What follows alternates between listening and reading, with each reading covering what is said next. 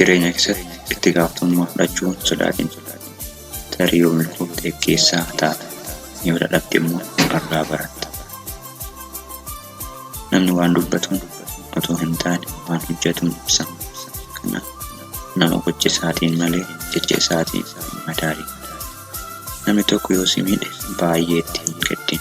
Sababni isaa muka ija yookaan firii mi'aawaa qabutti dhagaa fi burguuqiin ni baay'atti waan ta'eef. Addunyaa kanarratti namoonni yeroo baay'ee daandii milkaa'inaa irratti dhagaa darbatu.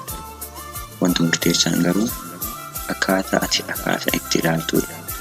Seera jechuun yookaan ittiin cufaa ofitti ijaaruudha.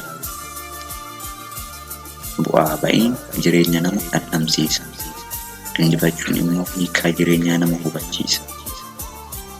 Bilisummaan yoo rakkina qabsoo keessatti nama mudatu jala dhaabbatan malee namatti hin mi'ooftu.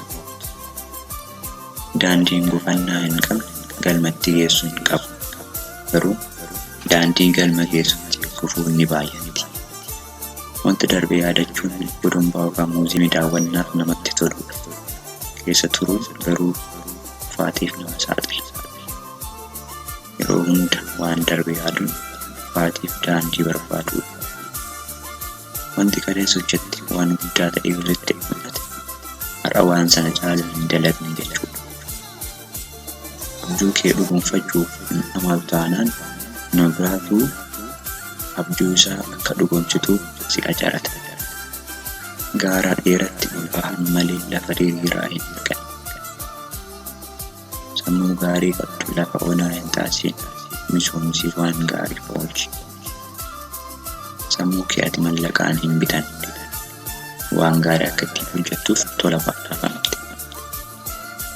Namni kan milkaa'uu dhabu waa harkaa dhabee otoo hin taane waan harkaa qabu itti fayyadamuu waldaaluudhaan.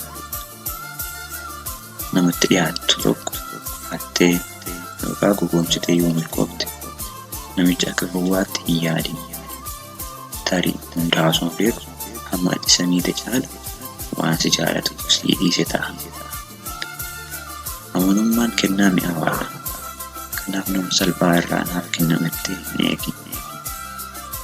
Fuuldurri namoota har'aa abjuu yookaan kaayyoo isaaniitti amananii irratti hojjetan akka jiru. Namoonni jajjaboon namoonni bira waa'ee isaanii yoo haasa'an hin jal'isu. Jechuun hubachuu dhabanii yookaan sodaatanii miti.